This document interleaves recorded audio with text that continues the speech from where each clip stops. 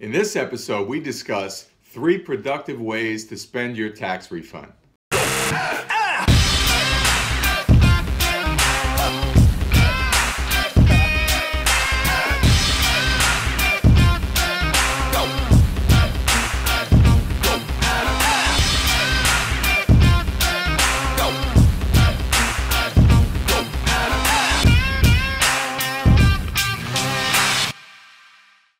Hey everybody, I'm Mike Desepoli, and this is episode 17 of the Ask the Advisor show.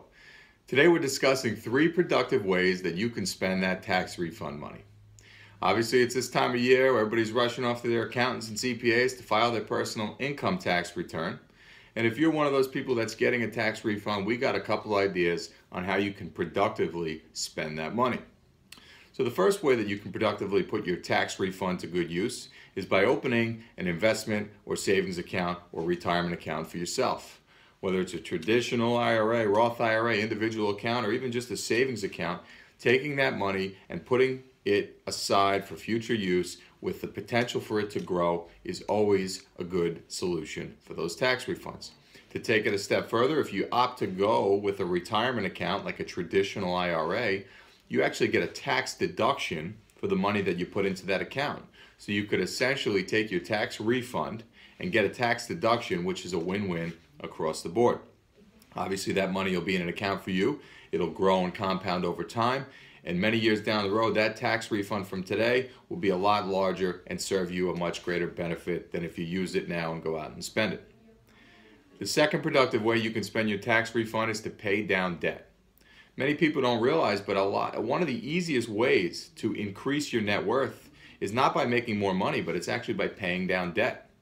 Whether you have a credit card that's been hanging over your head for quite some time, a student loan, personal line of credit, or maybe even a high rate mortgage, it's always a good idea to throw some additional money at those debts to try to work them down, because it has a great effect on your overall financial health.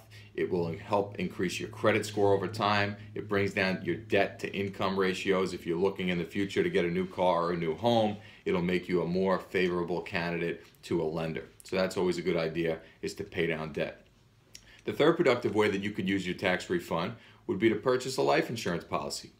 If you're a business owner and you have a family, a mortgage, or other obligations, and you don't have a life insurance policy, either because you never considered it in the past, or as the younger people are, they tend to think they're invincible and they don't need life insurance, or maybe the premiums were just too expensive for you at the time that you looked at them. Well, what better time and what better idea than to take this tax refund, this money that you just got? It's generally found money for most people. They're really not expecting to receive it.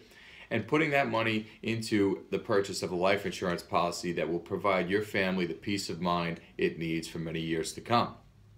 So those are just a couple productive ways to use your tax refund money. Obviously there's many more ways that you can put your tax refund to good use for you. But if you're somebody who's getting a very large tax refund every year, please reach out to us. We'd love to have a chat with you. We think there's something wrong there in your tax planning. Now, people have a big misunderstanding about tax refunds. They tend to think that if they get a big refund, that it's either because they had a great year or because their accountant is just that fantastic that he was able to get them a refund. Or on the other side of the coin, if they owe money, most people think it's the accountant's fault, or they think that something went wrong. Where we would like to see people, where we try to guide our clients, is really right in the middle, where they're not getting a big refund and they're also not owing a large amount of money as well. The way taxes work are very simple, but they're misunderstood by very many people. The amount of money you make lands you in a tax bracket. So they take the amount of money that you have, reportable income, they look at your tax bracket, and they multiply the two together, and that is your tax bill as an individual for that tax year. Then they look at how much tax you paid in and compare it to your individual tax bill. If you've paid in more taxes than your tax bill is due, you're going to get a refund. If you've paid in less taxes than your bill that's coming due, you are going to owe money. So in that concept, the way that it's explained, hopefully it breaks it down a little bit simpler for you. But basically, if you're getting a very large refund, all that means is you've been paying in entirely too much money through the course of the year. So it's been less money in your pocket because you've been paying too much taxes to the IRS. And if you think about it, you've essentially been lending the government money at a 0% interest rate. The government has enough money that they waste. They don't need to be wasting yours, especially not at 0% interest.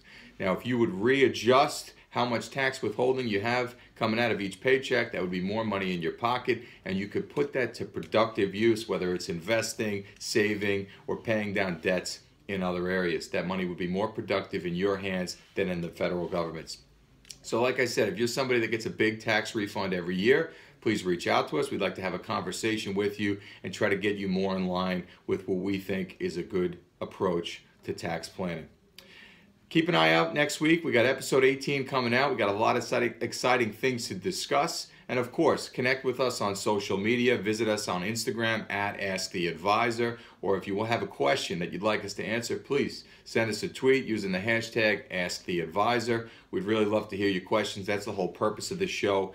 Anything in the investment world will do, whether it's how the politics are affecting investments, the geopolitical tensions. There's so much going on in the world right now, and we're here for you. We'd love to answer your questions.